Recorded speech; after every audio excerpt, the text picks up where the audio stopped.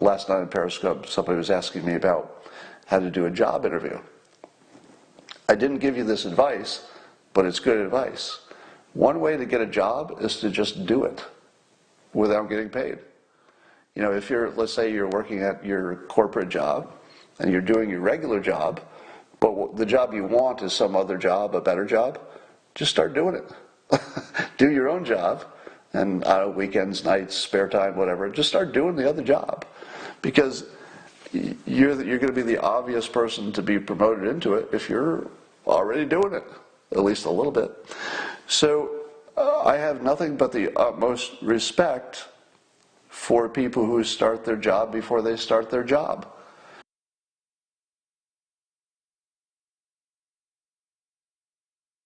How many of you would like to know how to nail a job interview? I think I could do that right now.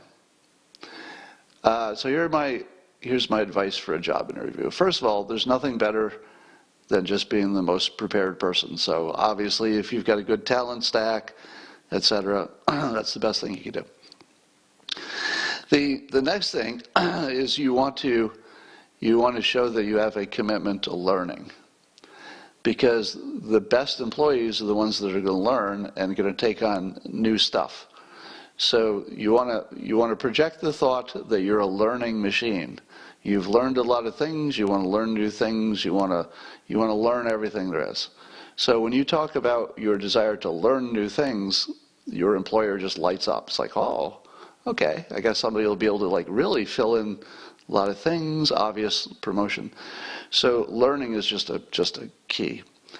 The other thing is they want to be comfortable with you. So you want to know that you're not a complainer.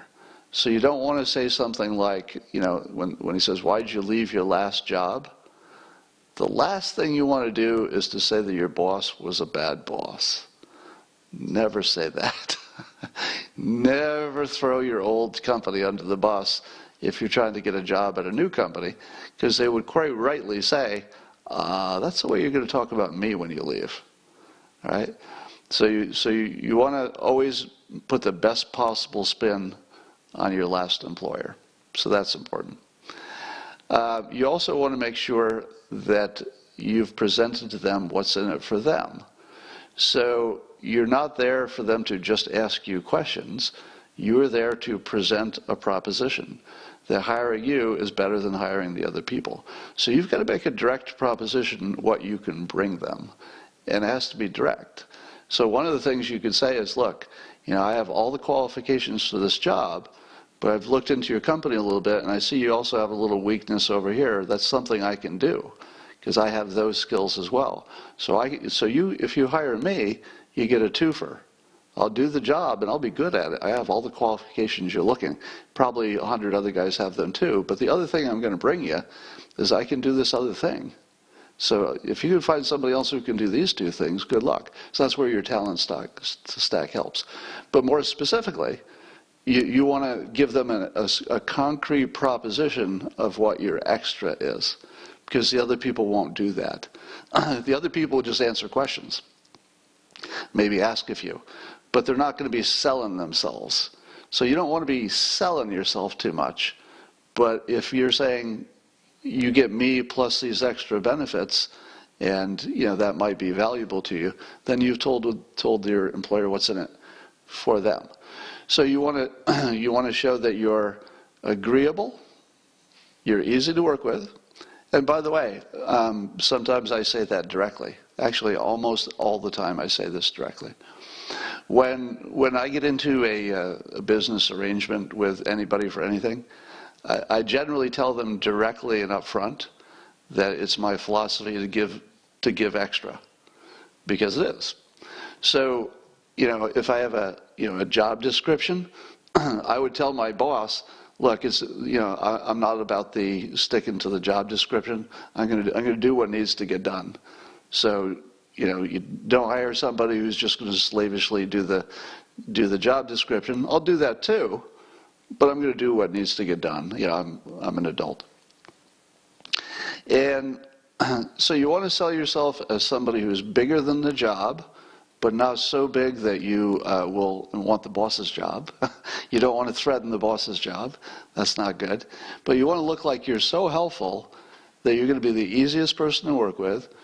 You know, you'll be a self-starter. You'll be teaching yourself new things.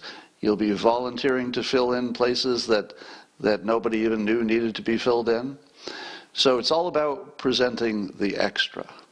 Think about the extra, and then also use pacing and leading. So pacing is when you match the person in any way. So if let's say you walk in and you see the person's got hunting paraphernalia. You're not a hunter. You don't even like anything about hunting, let's say. But you know you want this job. So you might use language that's sort of hunting related, because it almost certainly will work. So you might say, well, you know, I was locked and loaded, and you know, I was just walking down the trail. I got off a good shot, or something like that. Those are terrible examples because they sound too violent. But the point is, if you can get a read on the person, you can adjust your language to use the type of words that would be most comfortable to them. And they say, oh, you wanted me? Yeah, I talk like that. That's just like me. So you want to match your boss without being too obvious about it. Your potential boss, one that's going to hire you.